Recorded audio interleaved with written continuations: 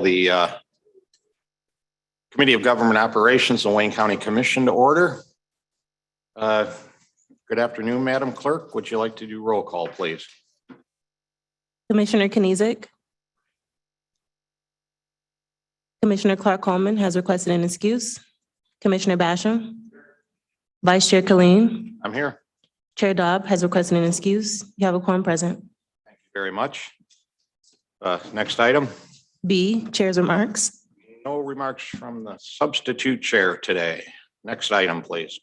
C, approval of the August 24th, 2022 meeting minutes. I'll take a motion. Or I'll take support. It's been moved and supported enthusiastically to approve the August 24th minutes.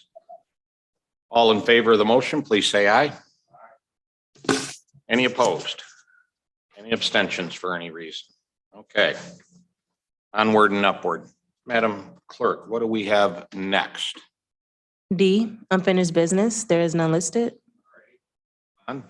Item 1, under new business, forwarding the Department of Corporation Counsel's settlement report for August 2022.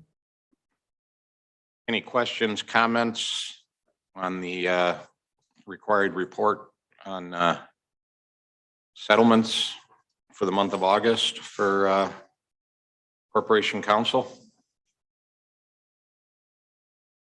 Hearing none from the committee, I'll take a motion to receive and file. It's been moved by Commissioner Kniezek, supported by Commissioner Basham. All in favor, please say aye. Aye. Any opposed? Any abstentions? Moving on. Item 2, please, Madam Clerk. Item 2, requesting commission approval of Amendment 1 to a 2-year legal services contract with Plunkett Cooney. Items 2 and 3 are related to the same case, so if the committee doesn't have an issue on them, we'll take both of those items up together. Madam Clerk, did you read the blurb for item 2? Yes. Would you like me to read item 3 also? Pardon me? Would you like me to read item 3? Yeah, item 2 and 3. I can't remember if you did item 2 yet already. Item 3, requesting commission approval of retroactive Amendment 1 to a 2-year legal services contract with Plunkett Cooney. Righty. Corporation Counsel, would you like to walk us through these 2 items, please? Sure. Good afternoon. Sue Hamoud, Deputy Corporation Counsel. These are 2 separate lawsuits arising from the same conduct. The Conviction Integrity Unit from the prosecutor's office that alleged wrongful convictions of 2 separate individuals and civil rights violations. Because of the complex legal issues that are involved in these cases and the resources that are involved, and also potential conflicts of interest amongst with the county and our individuals, these matters are both being handled by Plunkett and Cooney, and these legal services contracts are defending those cases on behalf of the county. Okay. And you said these were stemming from the which conviction? Yeah, the Conviction CIU. Integrity Unit. I couldn't remember. It's CIU. So do you want what happened at the Conviction Integrity Unit that brings these here? So both of these individuals were released by the Conviction Integrity Unit. I think one of them was a complete exoneration. The other one was just inconclusive.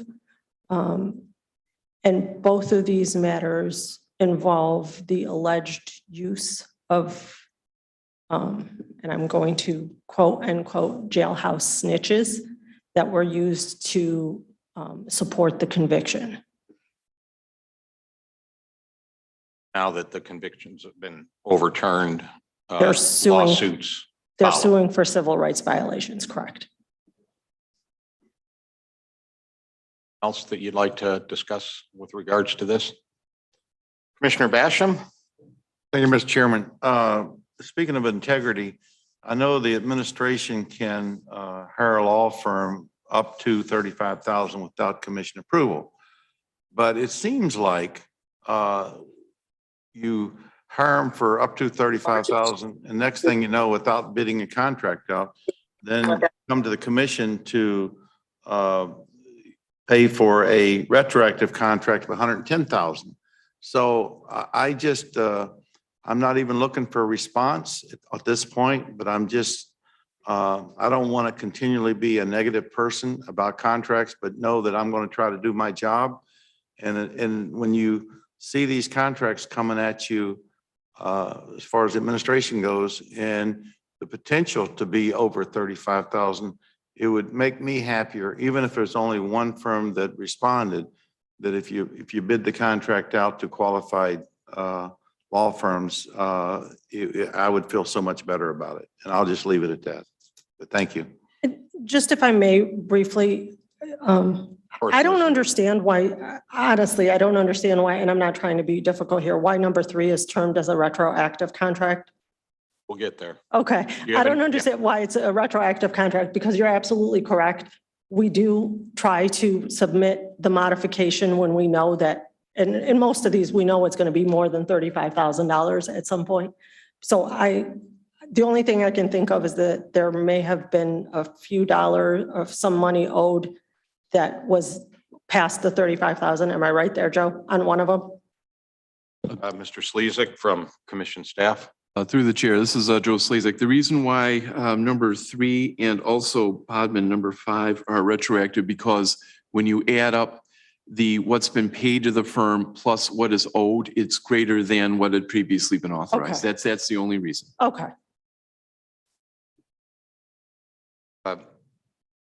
And a question for you, Ms. Hammoud from Corporation Counsel. I know that this discussion comes up all the time. And the commission set the $35,000 a while back out of concern, you know, where you put a little contract out and now you got everybody on the hook. So when you come back for more, you're like, whoa, wait a minute, you know. But I'm also aware in these cases, there's also kind of a timing issue when something gets filed. And I don't want to speak for you, but tell me if I'm wrong here. In perhaps these cases, perhaps, but in other cases, we have to go get counsel right away. Absolutely.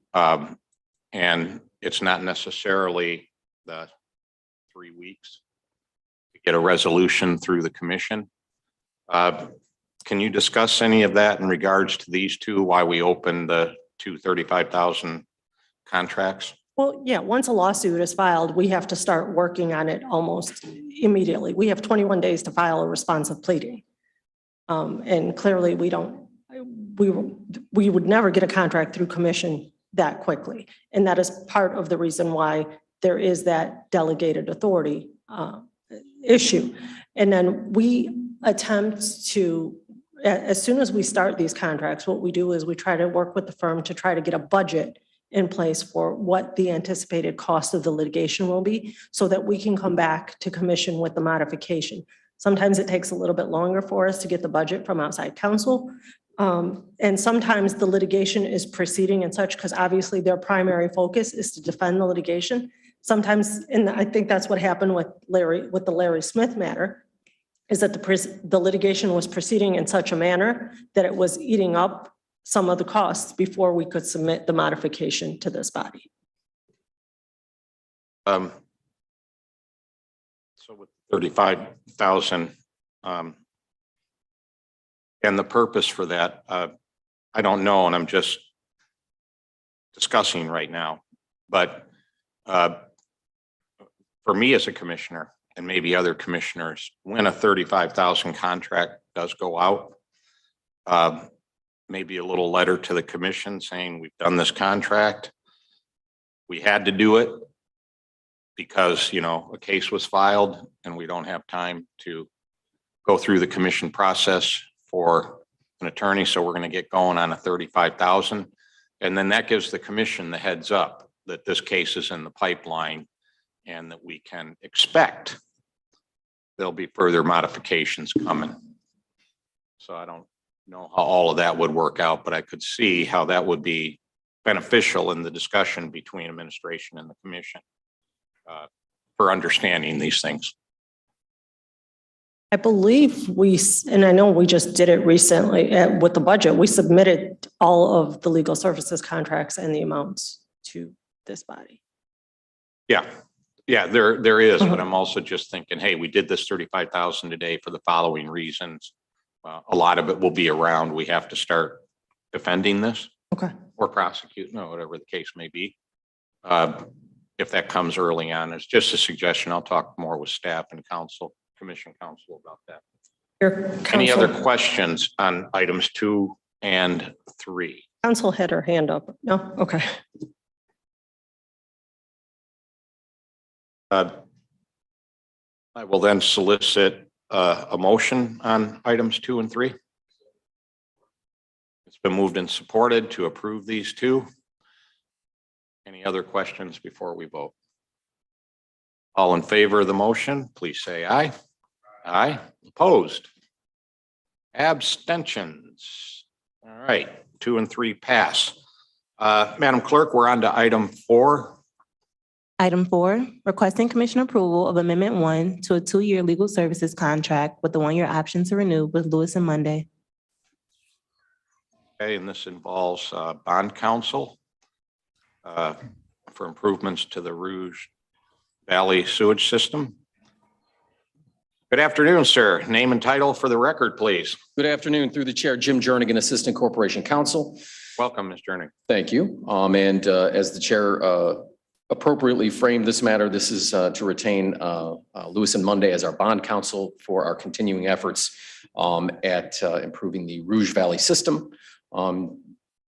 You can see that the amount requested is $40,000 in a flat legal fee plus up to, but not to exceed $15,000 in costs associated with the application. So we are in the process of issuing bonds for the Rouge Valley system? Correct. And what is the intent of that after what? How much bonds are we looking for and what do we want to do with that money with Rouge Valley? You know, to be honest, I think someone from Lewis and Monday is on the call. I don't know how much the bonds are this time around. Yes, good morning. This is Karen Brown from Lewis and Monday. Good afternoon. The size of the issue is 13 million to be issued through the state revolving fund.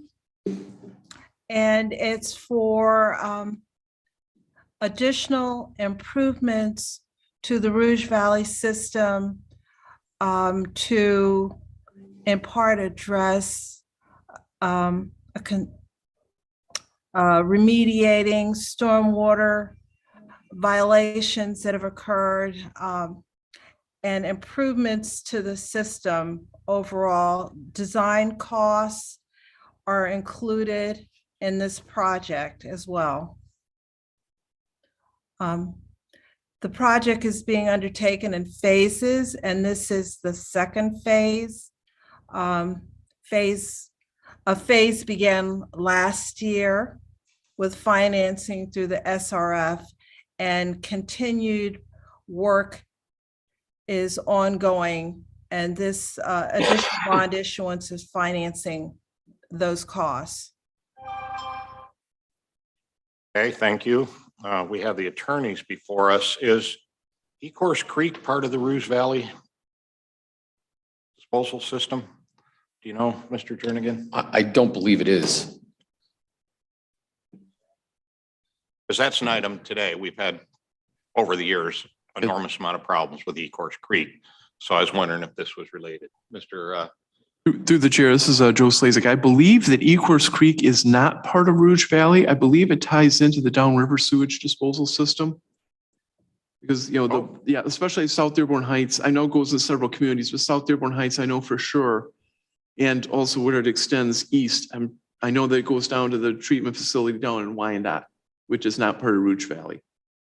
And also the approval for the bonding is here with the commission. It just hasn't appeared before the Committee on Public Services yet. And this is a continuation of the Phase 1 improvements. The initial bonding for Phase 1 was approved by the commission last year, and this is additional Phase 1. This is basically part 2 of Phase 1 of the improvements to the Rouge Valley system. Thank you. So Ecorse Creek, that's now part of the That, system that the county no longer runs, that cor- Downriver does. correct, yeah, Yeah. it's correct. State revolving fund, isn't that relatively cheap money? would- That is correct. Your name again, please, ma'am? I'm sorry, this is Karen Brown from Lewis and Monday. Thank you. We- Yeah.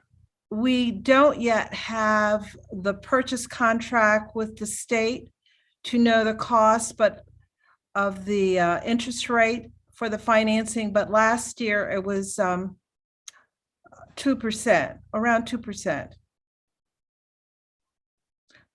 for a 20-year term. Thank you. Questions from commissioners? That outpouring. Item 4 could use a motion. Commissioner Basham moves it. Oh, it was the other way around? I'll get him to use his microphone one day so we can hear him. It has been moved by Commissioner Knizek, supported by So Commissioner moved. Basham. I'm sorry, sir? So moved. Yeah. So All right. All right. Oh, my goodness. We do have people out in the universe out there watching this, and it's going to be on a YouTube video and stuff. So it'd be nice if this public body, the public, could actually hear what the heck we're doing. Moved and supported. Any questions on item 4 before we go to vote?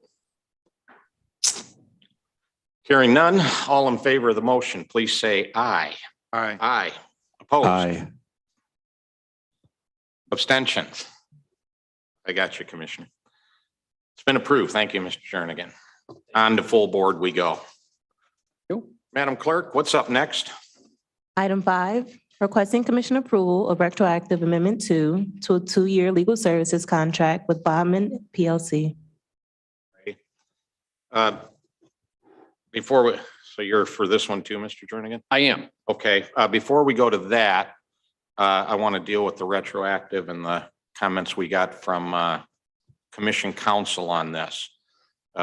Because this is another thing that we have, section 120-50 of the procurement ordinance, where the firm exceeded its authorized amount for that. What's the remedy in this situation? Do we have a remedy in the procurement ordinance? Commission Counsel Johnson. Through the chair. So this is the same issue that was discussed with the 2 contracts, the legal service contracts that were approved, I believe was items 2 and 3, whereby they overspent the authorized amount. So the procurement ordinance does indicate that Corporation Counsel is supposed to do a review of these matters and submit that to the commission, though I don't think we've received such a review. Through the chair, this is Joe Sazek. Probably, I'm guessing 3 or 4 years since we've received a review from Corporation Counsel on retroactive, any retroactive contracts.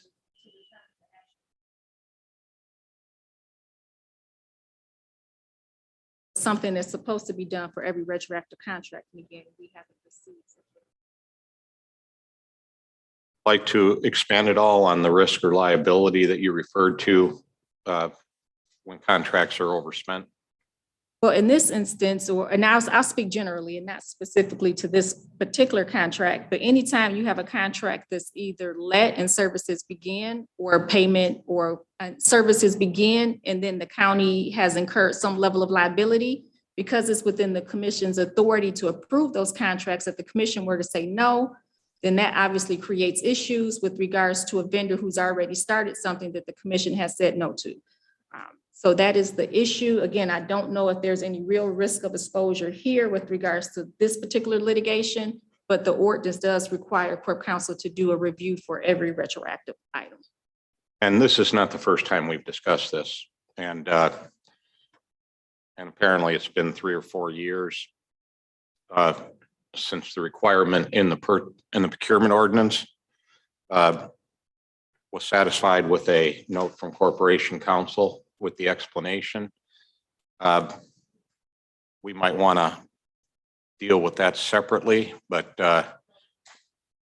I'm sorry, Ms. Hammoud from Corporation Counsel, you have something to note it? Yeah, I think we should discuss that, you know, I mean, if we do have, that's why I asked it as a remedy, you know, that there is a requirement in the purchasing or in the procurement ordinance for what has to happen with regards to this.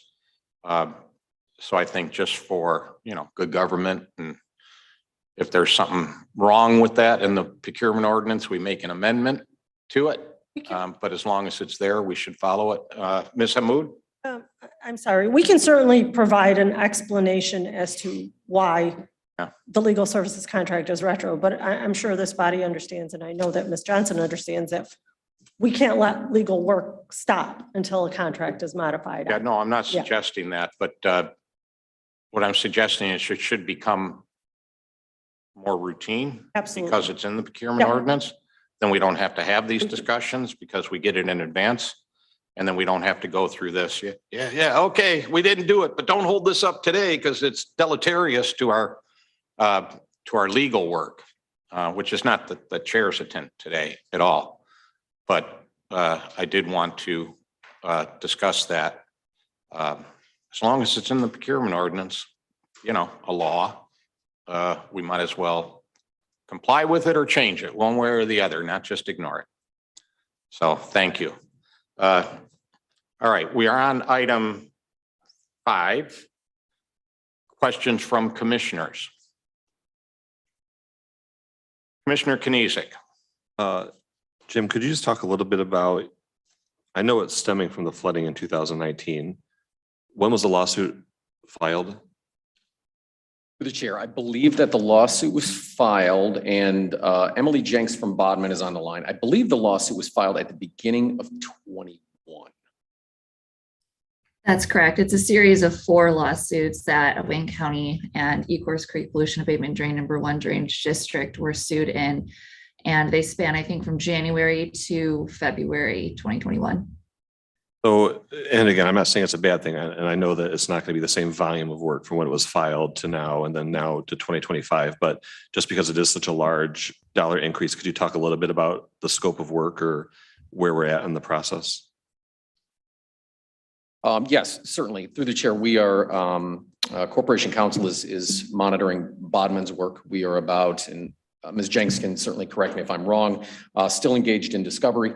So we still have a ways to go. If we were to put a mark on it, I'd say we're maybe halfway through the cases, and maybe Ms. Jenks can confirm that or correct me. All right, let me butt in here before Bodman responds to it. This is a public meeting, and being one of these hybrid meetings with people in the room, people on Zoom, it's not always that easy to tell looking at a screen who the heck is talking when they're zooming in on it. So I do definitely request for folks that are zooming in on this to please give us your name and title before you continue, so we can all be oriented to know who's talking and what their position is.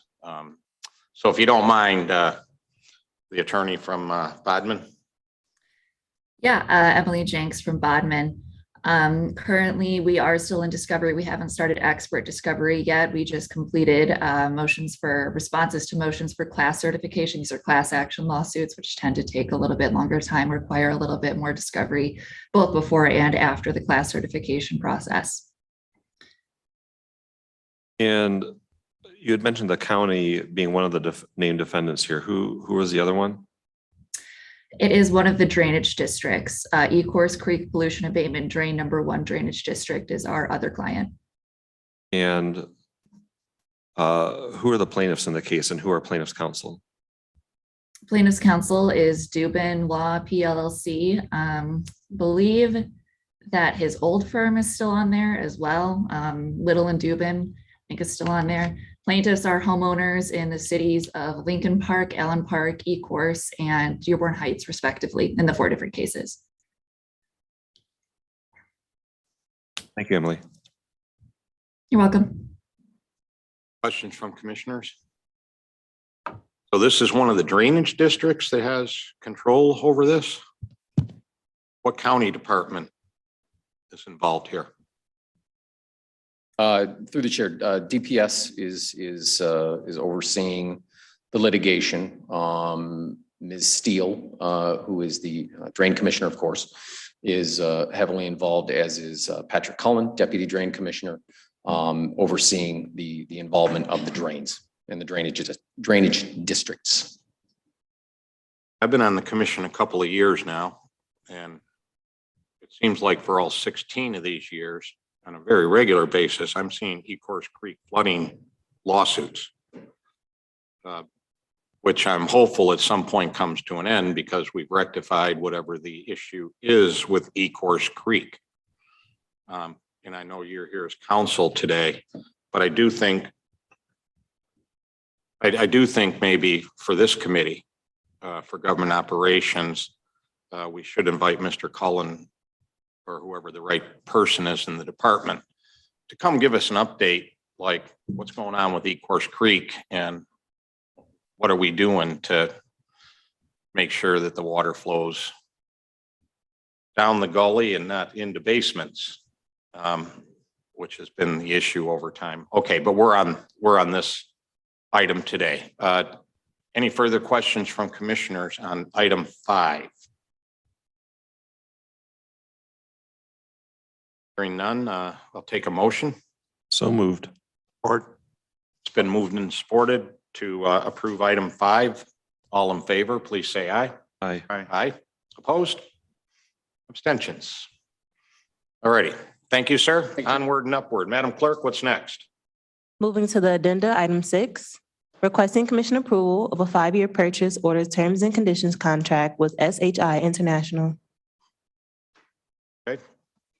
Anybody from administration here to give us the lowdown? Are we going to be able to back up our system? Good afternoon. Ryan Hayes, Division Director, Enterprise Computing and Infrastructure. What are we looking at here, sir? This is a renewal of our existing backup software with an addition to allow backing up of our Office 365 environment. All of our Office 365, it's our online email and document storage. This is a renewal. Correct. There was some discussion in the paperwork whether it was renewal or a new whatever. So we're renewing the backup license. Yep, it's software. And we're adding a few additional things to backup. Correct. Yep, a couple of additional modules. Anybody from commission staff have a comment on this item? All right, questions from commissioners then.